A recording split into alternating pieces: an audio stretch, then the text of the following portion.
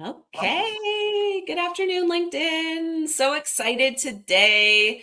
Thank you to all who are joining us. I'm Tasha from the Nonprofit Hive, and with me today is fellow Hiver, but also author and innovator, Leah Hi. Kroll. I knew I was going to do this as soon as I said Leah Kroll, and I'm so thankful you're here with me today. This is super exciting. Loved your book, and Oh, everybody's been raving about it. And tell us a little bit about yourself. For those of you who are joining us who don't already know Leah and all the work she's doing, tell us a little bit about yourself. absolutely. Well, thanks so much, Tasha, for having me. I'm a huge fan of the Hive, so I'm thrilled to be here today. Yeah, a little bit about me. So, I've been in the workforce for around 30 years. 20 of those have been in the nonprofit sector. And what caused me to fall in love with this sector is I had a very interesting adventure, a 2-year experience in the United States Peace Corps.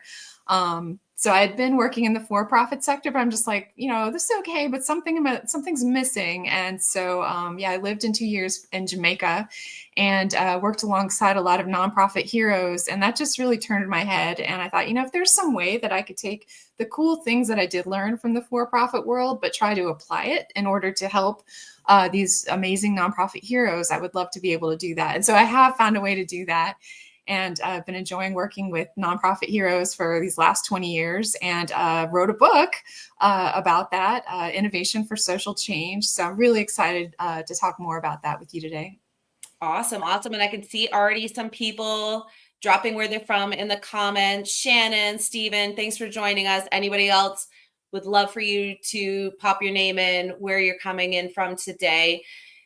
Leah has been lovely and has said that she will happily answer questions in real time as we go through. And so the goal here, or plan, is loosely is that we're going to chat for 30 minutes about innovation in the nonprofit space. And we were connecting a little bit beforehand about my very last minute video where I was going, oh my goodness, I haven't said all the things I wanted to say in preparation for today, and about my own feelings about how I came to this sector, thinking that social impact, nonprofit, particularly nonprofit. I think the word social impact actually sounds a little bit more like advanced, but man, do we ever put a lot of connotation on nonprofits being behind, right? And we think we're behind everybody else.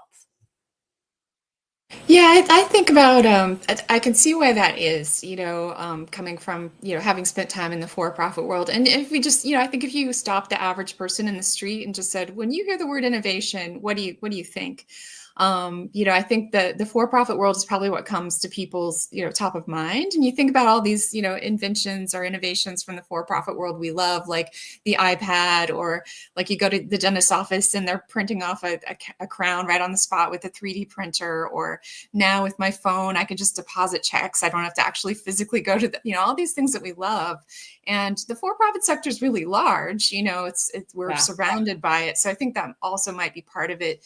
But innovation's happening all the time in the nonprofit world too. Maybe we just don't get enough credit for it. But yeah, as I was researching those stories for my book, when I finally finished the manuscript and just started counting up how many stories I had gathered 70 stories of nonprofit innovation and another 20 from foundations. So those stories are out there, and they're really compelling and powerful. I love that. And I think that's one of been the coolest things about, the nonprofit hive network is I see it attracting a lot of innovators and a lot of very forward thinking folks that they don't look at themselves that way. They're just doing, they feel like they're doing nonprofit, but they're not realizing how cool the innovations are. So Yeah. I want to hear inspiration behind the book. I mean, you went into a little bit of your background, obviously, but was there like a catalyst, the why now for this book? Yeah, so I think, I'm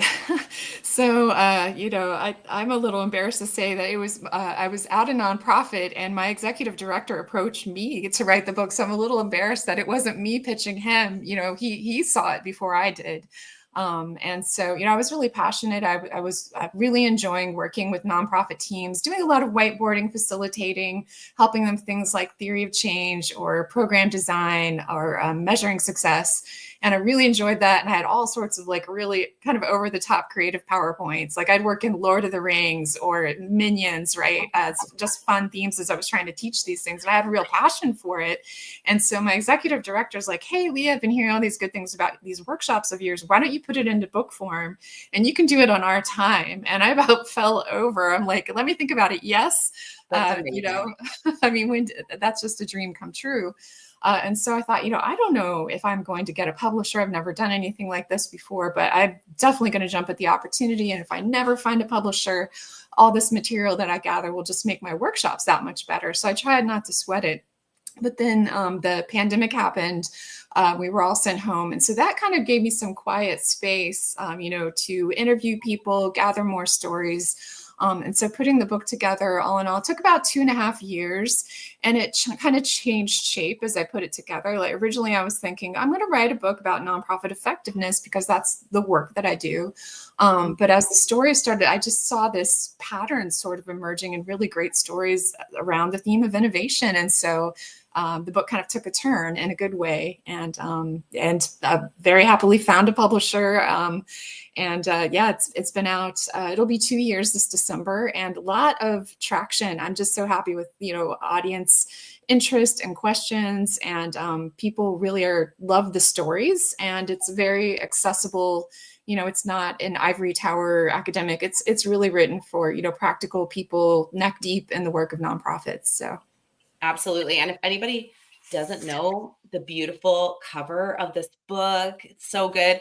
And I think, you know, when we first connected and you sent this book and I got a chance to start going through it, and I resonated with it as someone in a startup so deeply. There was so many parts of it where I was going, I think a lot of us are unconsciously innovating and we have no idea that that's happening. And so I think perfect segue into common myths about nonprofit innovation, because I think that's part of it. Is I looked at these stories, and some of them are not only are they beautiful, but there's a practicality to how they move forward. And you know, I think there's some real myths about innovation. So could you kind of share some Definitely. of those myths? Yeah, I think there's a couple big myths, two really big ones that come top of mind to me. That innovation is only for the for-profit business world, and another myth is that we don't have, you know, in nonprofits, you know, we may not have the budget, time, or resources to innovate. So I'll take those really quickly. So I think a good way to start is, you know, well, what do we even mean by nonprofit innovation? So I think about innovation just simply as finding new and better ways of doing things. And of course, we're doing that all the time. And innovation can be big or small. So examples of big innovation in our sector might be the American Civil Rights Movement. They were, you know, they did not have a lot of resources, and they were super strategic. They did a lot of experimentation, trial and error, and they changed the nation. There's really great stories behind the creation of the 911 emergency phone system in the US that I didn't know. I just learned it from researching the book, that it came from a combination of philanthropy, nonprofits, and first responders coming together to find a solution. Or, you know, think of the big things that the X Prize Foundation works on, you know, huge projects like the global water crisis. And those are big, but innovation, it can also be an invention. Nonprofits can invent things. There's a great story in the book. There was a professor at Stanford University who asked his students to work on solutions to the problems of premature infant deaths in India. And they were finding, although the hospitals there had incubators, people weren't using them. And so he asked the students to work on this. And through this project, what the students discovered is that rural families couldn't reach the hospitals. And so instead, as a project, the students came up with a new design for incubators that were portable and far less costly. They ended up looking a little like, you know, infant-sized heated sleeping bags that saved lives, right? That's an invention from the nonprofit sector. But innovation can also be like really small and humble. So the story I like to talk about is, just imagine a legal aid clinic where a lot of people are walking in and you have to gather a ton of information from them. And, you know, multi-page forms that people are filling in on the clipboards. But imagine if the receptionist comes up with the idea of, hey, maybe there's a better way to do this. Maybe we could switch to an iPad intake system, and now we don't need another person doing double entry and putting it into the system. So that's a very small, humble process improvement. But when you think about how kind of cash strapped a lot of nonprofits are, like, you just save time and money that can now be put to better use elsewhere. So to me, I think that kind of, I think those are great examples. You can have big, small, innovation, and it's all good. Mike Lee, who we both know, I loved how he put it, how can we move the needle a millimeter and just ask, how can we do better? Then to the other myth, that we don't have the budget, or resources to innovate. I think that story kind of smashes that myth, because those kinds of little process improvements are happening all the time. And, the stakes are really high in our sector, with given our missions and the important work that we're doing.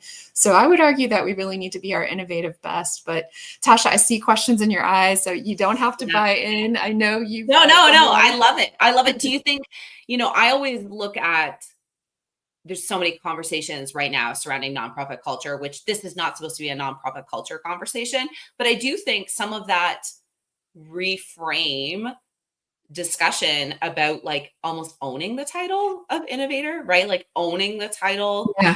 And I think that's probably one of the challenges I most frequently see in nonprofit culture is like, we don't talk about ourselves the way that we probably should be talking about ourselves, right? Yeah. Even like your story, I just know from our conversations, I'm not sure if you really, I absolutely see you as an innovator in what you've done with the Hive. I mean, you surfaced hidden needs, that people needed to connect in our sector. You created experiments, and I see the Hive as a very innovative story. So. Oh, thank you. You're very sweet. And I can fully own the fact that I don't see it that way all the time. But I do know that there's a swing and an ebb and a flow to so much of this sector. And I see a lot of desire for more community building, connection building within nonprofit right now. Or even if the desire isn't there, man, everybody better start thinking about it, because I think it is the wave of the future. And it's kind of interesting that what's old is new again, because we moved so drastically towards automation, and those are still really important. But how do we bring, that nonprofit flair? Like, we were the original relationship builders. This sector is that, right? Like, and it served communities at a time when community was only local, right? It didn't even exist on like an international scale like it does now. And so I'm super excited to see how the sector rises to the challenge of what's next, right? And what needs to happen in this age of AI and automation for nonprofits to continue to serve communities and constituents. We're getting lots of cool messages here. Finding resources to support innovative ideas long-term is difficult, which absolutely agree. Do you see very many grant opportunities and things like that for innovation at this time in the sector? Yeah, I think so. Hopefully, there's a lot of stories in the book that will be encouraging, and I'm hoping that grant makers and donors read the book as well and see those stories and realize, the importance of providing resources for experiments and for things like this.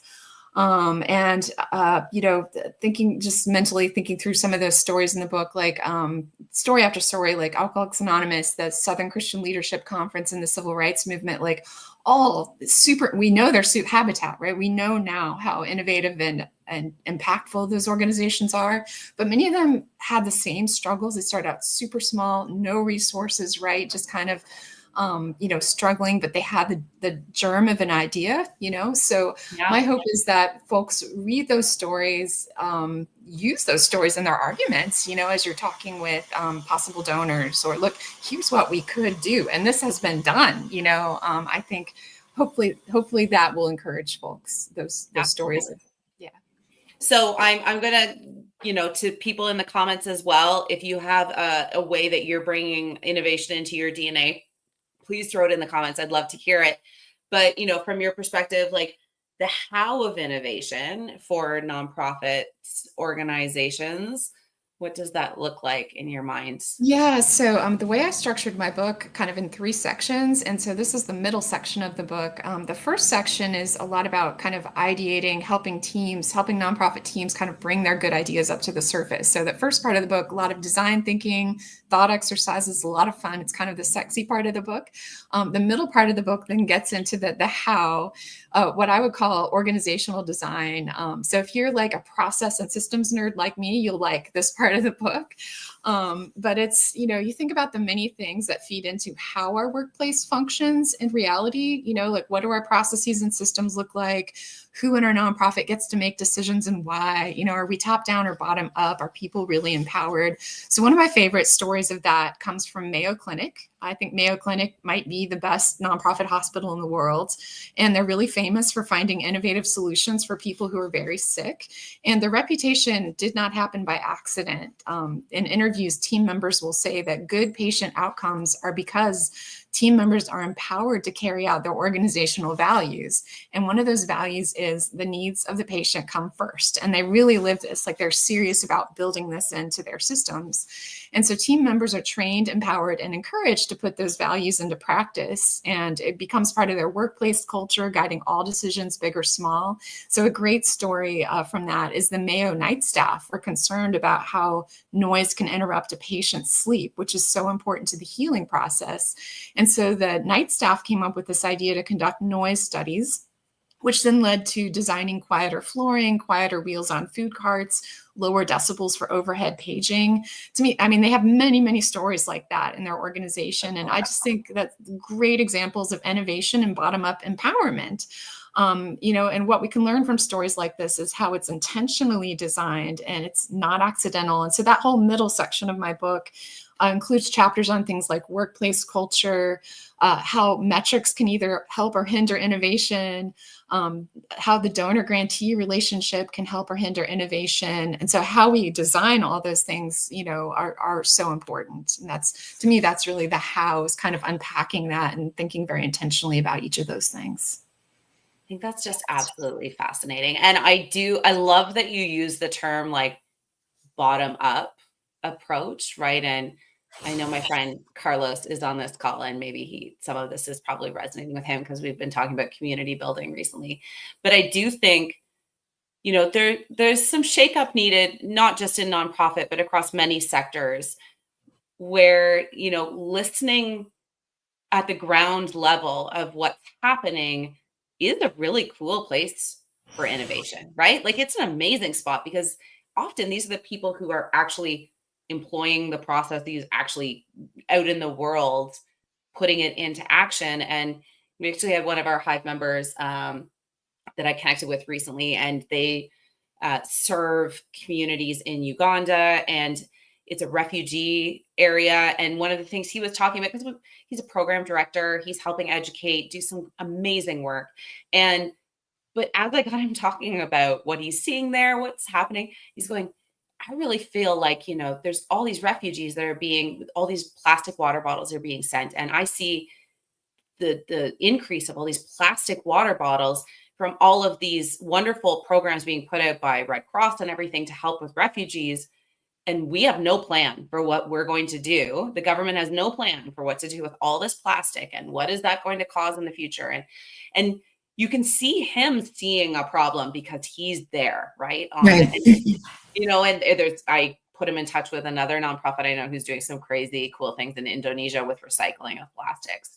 And it's that, like, there's somebody who's going, what can we do? And what is happening here and what could maybe be done at the ground level. He's got an insight that, at the very top down, it wouldn't even be a real consideration. Right, right.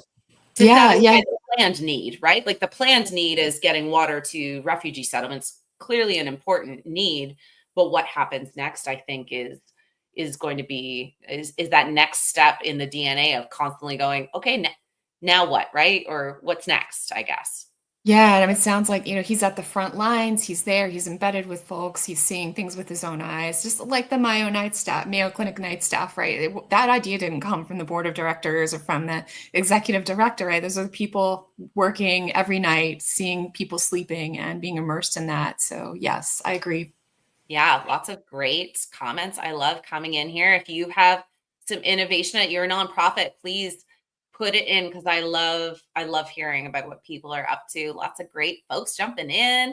Siri is the first AI personal assistant, right? Like worked on assistant. Like I love see this is why the comments section always rocks because it throws in cool ideas that I wouldn't have brought in. Do you have I mean, I've read through the book. I have my own personal story, but do you have a favorite story of innovation? I know you've mentioned quite a few amazing ones already, but do you have a favorite story that kind of inspires you in this Oh, space? so many. Let's see. Yeah, I loved researching startup stories of nonprofit powerhouses we've all heard of, like Habitat, American Civil Rights Movement, Mayo Clinic. The opening chapter of my book is about a student-run school for at-risk youth. It's just an incredible. I made them the opening chapter because I just thought they embodied all the innovative practices that I wanted to showcase in the rest of the book. And they've just had a student-run school. Can you imagine that? But they're so great. They're a nonprofit. They work with at-risk young people in Newark, New Jersey. They've been on 60 Minutes. But I think the story I want to zero in on is Alcoholics Anonymous because I Mm, just think it's very relevant to our conversation. So if you think about, I learned this through researching the stories for the book, but before Alcoholics Anonymous existed back in the 1930s, there was such widespread ignorance about addiction. Things were pretty bad. There weren't really any good solutions. There was a lot of stigma for people. If you were, really struggling with addiction, you might be institutionalized. In some cases, people were even lobotomized. I mean, it was pretty bad. Nothing really seemed to work for people. It was kind of desperate. The two people who founded AA just kind of randomly met each other. So one was a salesman in New York City, and the other was a doctor in Akron, Ohio. And addiction was just wrecking their lives. They both tried everything. And the doctor was actually close to losing his career because his hands would shake from alcoholism. So when the salesman from New York City was on a business trip in Akron, these two ended up meeting just kind of randomly, and they ended up just having this very honest conversation with each other about just the pain, the struggle, just very honest conversation. But what ended up, this long conversation that they had ended up being life changing for these two men. And what they realized or what they discovered was they kind of stumbled onto the healing power of one alcoholic talking to another. mm, And this model might actually help other people. So, they continued the relationship with each other. The New York City guy went back to New York City and they were exchanging letters. They each decided to start kind of local groups in their communities, and they just started trying things, and they found some things worked, some things didn't. And it was really through years of trial and error and hypotheses. And I'll use that word because really any nonprofit has like a theory of change, or a nonprofit is a hypothesis. Basically, you're yeah. saying like, I think this might work, let's try it. Yeah. And so some things they completely stumbled on. Like, it wasn't called AA right at the beginning. They hadn't realized yet about the importance of people being anonymous. They had one of their members was a famous baseball player, who just kind of very publicly like joined this group and then very publicly fell off the wagon. So it took years, but in time they eventually discovered the 12-step model that's widely copied around the world today. So the pattern, like what you see in that story, right, with nonprofits, what you usually have is a very passionate founder or small group of founders who maybe are personally passionate about a social problem, something that might affect their life or someone they care about. But they aren't sure how they're going to solve it. They just know, they're determined they're going to throw themselves into this and work on it. And they've usually, this should be what's encouraging to folks, that they very very often have very little resources. Maybe a shoestring budget, volunteers. But I think that's good news for all of us, right? And so, you might start, small with the seed of an idea. So our limited budget is not necessarily a constraint to boldly inspired thinking and setting the world ablaze. Absolutely. I love that. That is nonprofit. I mean, I so jumped in on it too, right? Like great quote. And I think there's a few things that I got out of that immediately. And one of the pieces that just resonates so deeply, especially as a marketer, which, nonprofit marketing is like the side thoughts in what we do in nonprofit sometimes. But there's such a fear of failure, right? Like, and that a hypothesis is often adjusted. We tried this, now we tried this, now we do an adjustment again. I happen to be married to a theoretical physicist, which is, I'm sure everyone's like, how did that happen exactly? But it's such an interesting piece to go. You test on hypotheses and then you adjust, and I feel like in nonprofit, there's failure is a real challenge to accept because of budgeting situations. And what in your experience, I'm kind of taking a side note here, but how do you feel about statements Yeah. about failure? Yeah, that's so important. Yeah, I think experiments can really help ease the discomfort of change because we're kind of lowering the risk when we create small experiments. That's the way to do it. Because we might come up with this dazzling idea, but our dazzling idea may or may not work, right? We have to find out. So what we can do then is design small experiments and then learn and adjust before we scale and grow our idea. So I've got a whole chapter on experiments in the book with here's what experiments might look like in the nonprofit sector. And I think you did this with the Hive. I remember you telling me you kind of started as an experiment or like a minimum viable product with a small test group first. To me, that's the right way to think, because it's far better to fail fast and fail small before investing too big. And experimentation then helps us learn and innovate. It can help lower the risk of trying new things out. But you were so right that we have to build in some expectation and tolerance for risk and failure, because that's just part of the territory. And, I think that has to come from the top, from the board and from leaders, because, well, it's an example I really like from a funder is the Hewlett Foundation. So the Hewlett Foundation offers a prize to grants officers and encourages them to share what they call the worst grant from which you learned the most. And bravo, right? I mean, I love that sense of humor. It's very, respectful that we're human and we're, so they fully expect and they build it in like, yeah, this is trial and error. We're going to learn from things. Sometimes it's going to flop. And I think they offer silly door prizes and they just, laugh about things. Another one of my nonprofit clients, they have a board of directors that insists that when the executive director presents the report for the year, that they include stories of failure, trial and error, and that nonprofit knows if they come to their board meeting with no stories like that, they're going to be in a lot of trouble, right? So I think that's the right kind of attitude that's going to encourage innovation and reduce fear, from the staff. I love that. And I think if we're all being really honest about the sector, about increasing donor trust-based philanthropy, if we don't include our failures, like we're all lying, because they're absolutely happening, right? And I don't think people are looking for perfection. I really don't. I think there's a big move away from everything looking perfect.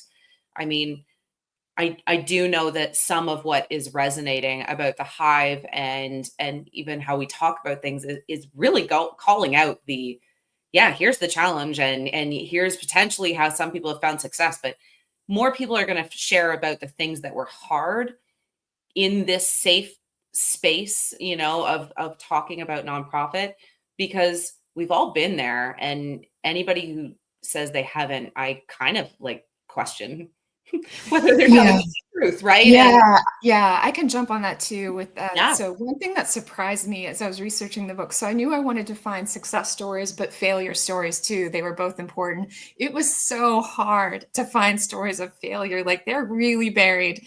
And when I started thinking about why is this so hard, and I did find them, it took so much work to find them. But, when you think about how important brand is in our sector, it's just kind of baked into the cake, because we're raising money.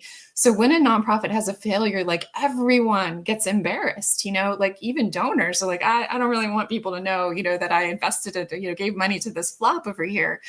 So brand is so important. And I think that's part of why, but some people were so honest, like Martin Luther King Jr.'s autobiography. He talked really openly about their failures And I think that honesty is a huge part of what helped them kind of innovate, get better, because they were so open about the things that didn't work. So it's so Yeah. interesting. I mean, I feel some benefit, excuse me, of being in startup land a little bit, because everyone has literally said to me, "Oh, your first startup 100% is going to fail," which is kind of depressing to have people tell you that. And I mean, like, I'd love that not be the case, and I'm hopeful that that's not going to be the case, because I really, startup land is very uncomfortable for me. I never imagined being here, but I think, it there is an acceptance that you take risks and you also potentially get pretty big rewards from those risks. And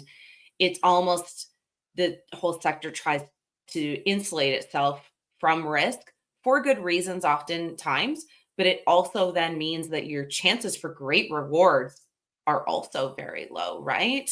Yeah, I love this conversation. I know we're hitting 1 o'clock, and if anybody has questions, please jump in. And we're going to end on the one important note here, and I'm super excited. Principles to spark innovation. We're going to end on that, because I think that's a good spot to end. Excellent. Yeah. So after I finished writing the manuscript, and then I was trying to think of how can I kind of describe this whole book, all 13 or so chapters, can I sum it up in some kind of tidbits? And what I found were basically, there was kind of this theme throughout the whole book of 6 kind of key principles to spark innovation. So I'll just share those, but and we've kind of danced around these and talked about them in our conversation. But number 1, like a detective, be a fearless problem solver, uncover hidden needs. And I think like what you've done with Hive. The second, ask courageous questions, ideate, start small, but dream big. The third is, when people on the front lines are empowered to speak up and collaborate, breakthroughs will happen, like the Mayo Clinic story. The fourth is, as we were just discussing, leave room for experiments, play, risk-taking, and even that scary word, failure. The fifth is to embrace continuous learning by asking ourselves hard questions. One of my clients has this saying that we ask ourselves the hard questions so our board and donors don't have to. I think that's so important. I love that. And then the 6th is persuasion, which I think you'll appreciate with your marketing background. But we have to be really good at this. If you've got a good idea, you've got to convince people it's a great idea. And whether it's, in our nonprofit sector, when people hear me say that, they're probably thinking of fundraising, which is true. We have to persuade supporters about our nonprofit or our program. But there are many other people we have to persuade. Like, if you're a larger nonprofit, maybe you have to persuade the person down the hall to support your project. Or, maybe you're trying to persuade superstar talent to come work at your nonprofit. Right? So persuasion is just immersed in our world. It's so, to me, those are kind of the 6 principles that all work together as a system. I think you can't take one thing out. Like, you could do 5 things perfectly well, but if your workplace culture, is such that people have a fear to speak up, you're not going to have an innovative organization, right? So you need all of these things. I think they all work together. I love that. That's great. And persuasion. And one thing that I read a while ago about marketing, and absolutely holds true, is that if you're not marketing to your own internal staff, you've got a problem, right? Like that, as a good marketer, you're marketing inside your organization just as much as outside your organization. And that really flipped a switch for me mentally, because I think that is really important that everybody kind of understands. So persuasion for sure, not just to the outside world, but, to your internal stakeholders, is often critical. So this is great. Lots of great comments here. People jumping in. I want to, here, my dear friend, Zoe, I love her so much. She's fantastic. This has been way too much fun. And I know we had like a half hour, and there was no way it was going to happen in a half hour, but I'd love for people to know, if they have questions, thoughts, how can they reach out to you to learn more? Definitely. Yeah. So my website is just my name, leahkral.com, leahkral.com. And from there, you could learn more about the book. The book's available at all major retailers. And also, I'm very active on LinkedIn, and social media. LinkedIn is just such a great community as we've engaged a lot with, Hive and interesting conversations there.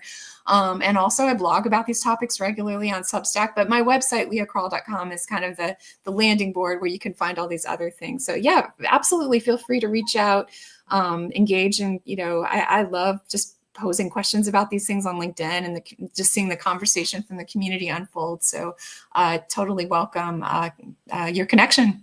Yeah, absolutely. That's great. And one last great comment that came in at the end in the middle, and I missed it. Jen Stein had a great, I love Amy Edmondson, but just types of failure, maybe we need to rethink the word failure in nonprofit too, right? Because maybe it's, I don't know, there's so many learning opportunities. That's what I loved about your book. I definitely, it resonated with me on a lot of deep levels. And I think it's really something that at the very least, a lot of leadership should really be investing and looking into innovation differently in nonprofit. And I just appreciate you so much. You're such a champion of everything that we've been doing in the nonprofit Hive. And I know just an incredible resource to our members. So thanks. This has been so much fun. Let's do it again. Absolutely. Okay. Well, you know what? You start working on your next book and we'll, a year from now, right? We'll jump back. It's a plan. It sounds like a plan. All right. Thanks so much. You heard it here first. Okay. I don't think that's going to happen. But thank you so much, everybody who joined us. And thanks again, Leah. Bye-bye.